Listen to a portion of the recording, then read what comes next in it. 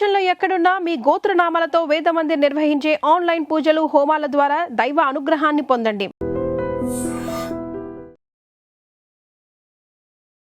నమస్కారం. I dream ప్రేక్షకులకు స్వాగతం, సుస్వాగతం. ఆషాఢ మాసం వచ్చేసిందంటే మహిళల హడావిడి అంతా ఇంత కాదు. గోరింటాకు ఎప్పుడెప్పుడు పెట్టుకుందామా, ఎర్రగా పండిందా లేదా, ఇలా రకరకాల కథలు చెప్తూ ఉంటారు. అసలు ఆషాఢ మాసంలో గోరింటాకు పెట్టుకోవడం వెనుక కథ ఏంటి, ఎందుకు పెట్టుకోవాలి, ఎవరు పెట్టుకోవచ్చు, ఆషాఢ మాసంలో వచ్చేటటువంటి తిథులు, బోనాలు, ఇలా రకరకాల ప్రత్యేకతలు కూడుకొనుంది ఆషాఢ మాసం. దీనికి సంబంధించిన సమగ్ర సందేహాలను నివృత్తిపరచడానికి మనతో పాటు ఉన్నారు ప్రముఖ జ్యోతిష్యులు, వాస్తు పండితులు దేవులపల్లి బాలచంద్ర శర్మ గారు మనతో పాటు ఉన్నారు. వారితో మాట్లాడదాం. నమస్కారం గురువుగారు. నమస్కారం. ఆషాఢ మాసం మొత్తం చూసుకున్నట్లయితే పూజలు, పురస్కారాలు, బోనాలు, అసలు ఇన్ని ప్రత్యేకత. అసలు ఆషాఢ మాసం యొక్క ప్రత్యేకత ఏంటి గురువు గారు? గోరింటాకు అప్పుడే ఎందుకు పెట్టుకోవాలి అనేది చెప్పండి. శ్రీమాత్రే నమః, శ్రీ గురుభ్యో నమః. మనకు ఉత్తరాషాఢ నక్షత్రం పౌర్ణమి నాడు వస్తే అది ఆషాఢ మాసం అని అంటారు. ఉత్తర ఆషాఢ, ఇలాగ ప్రతి నక్షత్రం కూడా పౌర్ణమి రోజు వస్తే ఆ నక్షత్రం పేరే మాసానికి వస్తుంది. ఈ గోరెంటాక్ అనేటువంటిది ఆషాఢ మాసంలో ఎందుకంటే చాలా మందికి తెలవనటువంటి కథ వృత్తాంతం ఒకటి ఉంది, అలాగే ప్రత్యేకమైనటువంటి సైంటిఫిక్ రీజన్స్ ఈ రెండు ఉన్నాయి. ఫస్ట్ కథ ఏమిటి అంటే, ఒకసారి పార్వతీదేవి శివుడి దగ్గరికి వెళ్ళేదానికంటే మునుపు ఆమె చేతికి, అంటే లోకమాత జగతస్పితరౌ వందే పార్వతీ పరమేశ్వర్, వాళ్ళకి తెలవనటువంటివా మనందరినీ ఉద్ధరించడానికి చేసేటువంటి క్రతువులు అవన్నీ. కాబట్టి ఆమె చెయ్యి కొంచెమంత తెగి రక్తపు బిందువు వచ్చి భూమి మీద పడిందట. అలా పడ్డటువంటి బిందువు నుంచి మొలిచినటువంటి చెట్టే ఈ యొక్క గోరెంటాకు చెట్టు. అది పెరిగి పెద్దయిన తర్వాతకి అమ్మవారి దగ్గర, అప్పట్లో ఏంటంటే పర్వతాలు చెట్లు నడిచేవి, మనము సుందరాకాండ పారాయణంలో కూడా చూస్తే మైనాక పర్వతం రెక్కలన్నీ కూడా దాచుకుని సముద్రంలో ఉండి ఆంజనేయ స్వామి కోసం పైకొచ్చి, మీ వాయుదేవుడు మీ తండ్రి నన్ను కాపాడాడయ్యా, మా రెక్కలన్నింటినీ ఇంద్రుడు కోసేస్తుంటే జనాల మీద పడతామని చెప్పాడు. అలాగే చెట్లు కూడా కదిలేవి. అలా ఈ గోరెంటాకు చెట్టు అమ్మవారి దగ్గర నడుచుకుంటూ వచ్చి, అమ్మ నన్ను ఎందుకు సృష్టించావు నువ్వు అని అంటే, అమ్మవారు నవ్వి ఆ ఆకులన్నీ తీసి ఇలా అని మంచి ఎర్రగా పండిందన్నమాట. వెంటనే పరమశివుడు వస్తూ ఉంటే, నువ్వు కాసేపు పక్కనుండు, ఎందుకో చెప్తా అని చెప్పి స్వామివారి రాగానే చేతులు చూసి, ఎంత అందంగా ఉంది పార్వతి, అసలు ఇంత అందంగా నీ చేతులు ఎప్పుడూ చూడలేదు, నువ్వెప్పుడు కూడా రౌద్ర రూపంలో ఖాళీగా రక్తబీజుణ్ణి సంహరించడానికి చేతికి రక్తం అడితే చూడడం వేరు, కానీ ఎంత మంచి వాసన, ఎంత మంచి ప్రశాంతత అని విపరీతమైన ప్రేమ కురిపించాడట. వెంటనే అమ్మవారు కూడా ఆనందించి ఆ గోరెంటాకుకు వరం ఇచ్చింది. ఏమనంటే, నేను ఎప్పుడైతే ఇది చేశానో ఆషాఢ మాసం కాబట్టి, ఈ ఆషాఢ మాసంలో ఎవరైనా స్త్రీలు గనక చేతికి ఈ యొక్క గోరెంటాకు ధరిస్తే వాళ్లకు ముత్తైదుతనము, ఐదవతనము నిండుగా ఉంటుంది, విశేషంగా భర్త ఆయుష్ మంచిది, వాళ్ళ ఆయుష్ మంచిది, వంశాభివృద్ధి కూడా కలుగుతుంది అని వరం ఇచ్చిందట. అందుకని ఆషాఢ మాసంలో గోరెంటాకు పెడతాం. ఇది కథ. సైంటిఫిక్ రీజన్ ఏంటంటే, ఇప్పుడంటే మనకి పొలం పనులు ఏం లేవు, కానీ ఒకప్పుడు అందరం కూడా వ్యవసాయానికి అనుసంధానమై ఉండేటువంటి కుటుంబాలే. డబ్బు కూడా లేనటువంటి రోజుల గురించి నేను చెప్తున్నా. విపరీతంగా వర్షాలు, నాట్లు, పొలాలు ఇవన్నీ ఉంటే కాళ్ళు నానేవి, చేతులు నానేవి, విపరీతంగా పగిలేవి. వాటితో పాటు పురుగు, పుట్ర ఇవన్నీ వచ్చేవి. ఎప్పుడైతే గోరెంటాకు చేతికి, కాళ్ళకు పెట్టుకోవడం వల్ల యాంటీబయోటిక్, యాంటీసెప్టిక్ లాగా కూడా పనిచేస్తుంది. ఇంకోటి ఏంటంటే, బయట వర్షం బాగా పడ్డప్పుడు బాగా చూడండి, ఎండాకాలంలో వేడి చేయడం చాలామందికి తక్కువ, వర్షాకాలంలో చలికాలంలో శరీరంలో ఉష్ణం పెరుగుతుంది. ఎందుకంటే బయట వాతావరణం ఎలా ఉంటే శరీరం దానికి రివర్స్లో యాక్టివేట్ అవుతుంది, దానివల్ల శరీరం విపరీతంగా వేడి చేస్తుంది.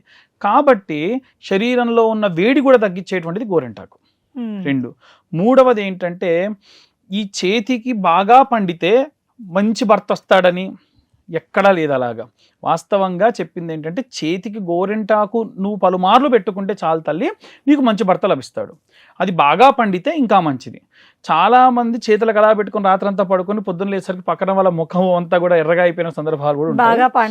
బాగా పండాలని చాలా మంది పిల్లలు ఏంటంటే అలా పెట్టుకొని కడిగేసుకుని, ఏది నాకు ఎర్రగా లేదు, ఇంక ఎర్రగా కావాలి కదా అని కూడా అంటూ ఉంటారు. ఇదంతా ఏంటంటే ఒక సందడిగా, ఒక వైభవంగా, శాస్త్రీయంగా కూడా చాలా బాగా ఉపయోగపడేది గోరెంటాకు గురించి. ఇక ఈ ఆషాఢ మాసంలో తిథులు చాలా విశేషమైనటువంటివి. స్వామివారు యోగ నిద్రలోకి ఉపశమించేటువంటి సమయం కూడా ఇది. అందుకే ఏకాదశి తిథి అనేటువంటిది ఈ ఆషాఢ మాసంలో వచ్చేటువంటిది చాలా విశేషమైనటువంటిది. అదొకటి. రెండవది, లక్ష్మీదేవికి విశేషంగా పూజలు చేయడం కూడా ఈ ఆషాఢ మాసంలో చేస్తే మంచిది. అలాగే ఈ ఆషాఢ మాసంలో చాలామందికి తెలవనటువంటి ఒక లౌకికమైనటువంటిది ప్లస్ శాస్త్రీయమైనటువంటివి రెండు పరిస్థితులు కూడా ఉన్నాయి. ఏంటిది? పెళ్ళైనటువంటి కొత్త జంట ఆషాఢ మాసంలో కలిసి ఉండొద్దు, విడిగా ఉండాలి. అంటే అత్తగారిల్లు తొక్కకూడదు, కొత్త కోడలు అని పంపించేస్తారు. ఆషాఢం ఇంటికి వెళ్ళిపోతుంది, హోమ్ సిక్ హాలిడేస్ అని కొంతమంది అంటారు. లేదండి భర్తను వదిలిపెట్టి ఉండాలి, దూరంగా ఉండాలని కొంతమంది అంటారు. ఇక్కడ రెండండి. ఒకటి, మళ్ళీ వ్యవసాయ సంబంధితమైనటువంటి కుటుంబాలు భార్యాభర్త ఇద్దరు కలిసి కొత్తగా పెళ్ళైన జంట డిస్టర్బ్ చేయడం ఎవరికి నచ్చదు. కానీ పొలం పనులకు వెళ్ళాలి. ముసలివాడు తన మామగారు ఆయన పొద్దున్నే లేచి అరకం భుజాన్ని వేసుకుని వెళ్ళిపోతూ ఉంటే కొడుకు మాత్రం అలా పడుకొని ఉంటే ఎంత బాధ ఇంట్లో అత్తగారికి. అత్తా కోడలకు గొడవ అయ్యేది. అదొకటి. అదే కాకుండా ఆషాఢ మాసంలో గనక భార్యాభర్త కలవడం వల్ల పిల్లలకి, అంటే తను గనక ప్రెగ్నెన్సీ వస్తే ఆషాఢ మాసం నుంచి లెక్కేసుకొని కరెక్ట్గా 9-10వ నెల వచ్చేసరికి ఏమవుతుంది? మంచి ఎండాకాలం, రోకలిపోటు అని అంటూ ఉంటారు. కాబట్టి ఆ సమయంలో గనక పిల్లలు పుడితే అప్పట్లో అసలు బ్రతికేవారు కాదు. కాబట్టి లేదా తల్లికైనా సరే గుర్రం వాతం లాంటివి వచ్చేటువంటివి. కాబట్టి ఆషాఢ మాసంలో భార్యాభర్త కలవకూడదు అనేటువంటి ఒక శాస్త్రీయమైనటువంటి ఒక నియమం కూడా పెట్టడం జరిగింది. ఇవాళ రేపు చాలా మంది ఫోన్లు చేసి అడుగుతూ ఉంటారు, అయ్యా నేను మా ఆవిడ వేరే సపరేట్గా ఉంటాం, మా అమ్మగారు మా దగ్గర ఉండరు, వదిలేయాలా అని అడిగారు. నన్ను అడిగితే వదిలే ఉండాలి, తనని పుట్టింటికి పంపించి 4 రోజుల పాటు ప్రశాంతంగా పుట్టింట్లో ఉండమని చెప్పాలి. ఇప్పుడు ఎందుకు గురువు గారు? ఎందుకు? మళ్ళీ ఇప్పుడైనా అంతే కదండి, ఎండాకాలంలో పిల్లలు పుడితే. కానీ ఇప్పుడు అన్ని ఎంత టెక్నాలజీ వచ్చినా మీరు ఒక్కసారి సమ్మర్లో డెలివరీస్ అయిన వాళ్ళ దగ్గరికి వెళ్ళి చూడండి, చాలా చాలా ఇబ్బందికరమైనటువంటి వాతావరణంలోనే ఉంటారు. ఇంకొకటి, మనకు ఆషాఢ మాసంలో వచ్చేటువంటివి ఇంకేమిటి అని అంటే బోనాలు. ఈ ఆషాఢ బోనం, శ్రావణ బోనం అని 2 ఉంటాయి. ఆషాఢ బోనము హైదరాబాద్ని ఏమంటారండి? జంట నగరాలు అంటారు. తెలంగాణ ప్రాంతంలో జంట నగరాలుగా, అంటే మూసీ నదీ ప్రవాహిక ప్రాంతానికి ఆవలి పక్క, అంటే Vikarabad area, Adilabad area, Nizamabad area అటుపక్క, ఇటుపక్క వచ్చే రంగారెడ్డి, నల్లగొండ ఈ ప్రాంతం, అంటే మధ్యలో మూసీ నది ఉండేది. ఈ మధ్యలో గనక ఉన్నటువంటి వాళ్ళు ఆషాఢ మాసంలో అక్కడికి వెళ్తే బోనం అక్కడ చేస్తారు. మళ్ళీ అక్కడి నుంచి తిరిగి వస్తే శ్రావణ మాసం అవుతుంది, అప్పుడు శ్రావణ బోనాలు ఇక్కడ చేస్తారు. అంటే కొత్తగా పెళ్ళైనటువంటి కూతురుతోని ఆషాఢ మాసంలో ఇంటి దగ్గర బోనాలు చేయిస్తారు, కొత్తగా పెళ్ళయ్యి మళ్ళీ ఇంటికి తిరిగి వచ్చిన కోడలతో శ్రావణ బోనాలు చేయిస్తారు. బోనాలు అనేది మిస్ అవ్వదు, ఖచ్చితంగా చేస్తారు. రెండవది ఏంటంటే బోనాలకు మనకు ఉన్నటువంటి ఒక అవినాభావ సంబంధం ఏంటంటే పురుగు, పుట్ర, జ్వరాలు, ఇబ్బందులు చాలా వస్తాయి. వేపాకు కుండలలో పెట్టి పసుపు కుంకుమలు వేసి దానిపైన వండినటువంటి బెల్లము అన్నంతోని తలపైన పెట్టుకొని అమ్మవారి దగ్గరికి వెళ్ళి దాన్ని ప్రసాదంగా తీసుకునేటువంటి క్రమంలో శరీరానికి ఒక రకమైనటువంటి ఒక వైద్యం అన్నమాట, చేసేటువంటి వైద్యం. చాలా మంది చికెన్ పాక్స్ లాంటివి వస్తే కూడా ఏమంటారు? అమ్మవారు పోసింది అంటారు. ఈ అమ్మవారు పోయడం అనేటువంటిది కూడా ఇక్కడి నుంచి వచ్చింది. అందుకనే వేప మండలు, అప్పుడే తీసినటువంటి కళ్ళుని ఆరబోసి ఆ పిల్లవాడికి తాపించడం అనేటువంటివి కూడా చేస్తూ ఉంటారు. దీనివల్ల ఏమవుతుంది? శరీరం శీతలమై ఆ యొక్క శరీరం మీదకి వచ్చిన వ్యాధులన్నీ కూడా పోతాయి. కాబట్టి ఇవి ఏవి రాకుండా మనకు వచ్చేటువంటి రోగ రుగ్మతులన్నింటినీ కూడా ప్రాలదోరడానికి ఉన్నటువంటి ఒక కారణం కూడా ఏమైనా ఉందంటే అది మనకు ఉన్నటువంటి ఆషాఢంలో వచ్చే బోనాలు. సో ఇంకా చాలా సశాస్త్రీయమైనటువంటి విషయాలు చాలా ఉన్నాయి, మనం కొన్నిటిని మాత్రమే స్పృశించి చెప్పడం జరిగింది. చాలా చక్కగా తెలియపరిచారు గురుగారు. ఆషాఢ మాసంలో వచ్చే తిథులు, బోనాలు, గోరింటాకు, దాని యొక్క విధి విధానాల గురించి క్లియర్గా. ఇవే కాకుండా ఇంకొక విషయం చెప్పడం నేను మర్చిపోయాను. ఆషాఢ మాసంలో వచ్చేటువంటి పౌర్ణమి సమయానికి, పౌర్ణమి నుంచి చాతుర్మాస దీక్ష కూడా చేస్తారు సన్యాసులందరూ కూడా. ఈ చాతుర్మాస వ్రతం ఎందుకు చేస్తారనంటే ఇంతకుముందు చెప్పాం, వర్షాకాలం తర్వాతకు వచ్చేది శీతాకాలం. అంటే వచ్చేటువంటి ఆ యొక్క వర్షము చలి వల్ల సన్యాసాశ్రమంలో ఉన్నటువంటి వాళ్ళు ఇబ్బంది పడకుండా ఎక్కడికి వెళ్ళరు, ఆకుకూర ముట్టరు, ఒకటే ఆకుకూర మీద ఎక్కువ క్రిమికీటకాలు వస్తాయి. కాబట్టి వాళ్ళు ఒకే చోట ఉండి అక్కడ చాతుర్మాస దీక్ష కూడా ఈ సన్యాసాశ్రమంలో ఉన్న వాళ్ళు చేస్తారు. కాబట్టి అంత సాధారణమైనటువంటి మాసం కాదు.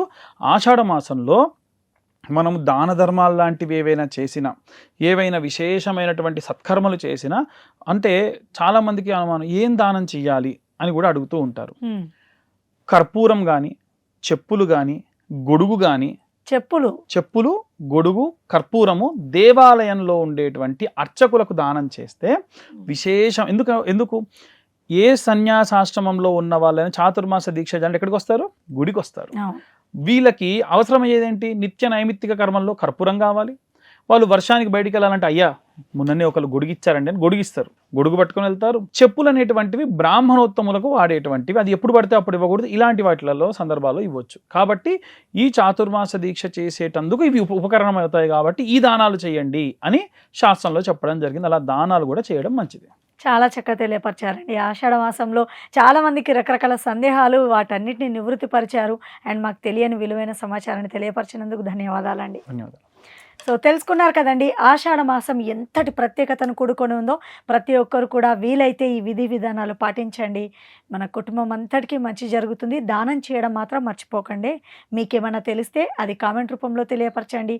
ఏదైనా సందేహాన్ని నేను నివృత్తి పరచాలి అనుకుంటే నెక్స్ట్ ఎపిసోడ్లో తప్పకుండా గురువు గారిని అడిగి ఆ సందేహాన్ని నివృత్తి పరిచే ప్రయత్నం చేస్తాను. ధన్యవాదాలు. And for more videos, Please subscribe to iDream. Please subscribe to iDream. Please subscribe iDream. And please subscribe to iDream. For more videos, subscribe to iDream.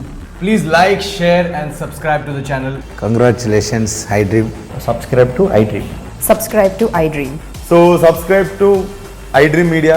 iDream ki iDream team andarki huge congratulations. Please subscribe iDream Media. Please subscribe to iDream. Subscribe iDream. Please subscribe to iDream. iDream అంటే నా కళల ఛానల్ను subscribe చేసుకున్న నోరు తిరుగుతలేదు. మీరైతే గంట గుర్తు కొట్టండి. For more such videos, please subscribe to iDream. Subscribe to iDream. Please subscribe to iDream. Please subscribe iDream Media. Please do subscribe to iDream. Please subscribe to iDream Media. For best entertainment and information, please subscribe iDream. And don't forget to subscribe to iDream.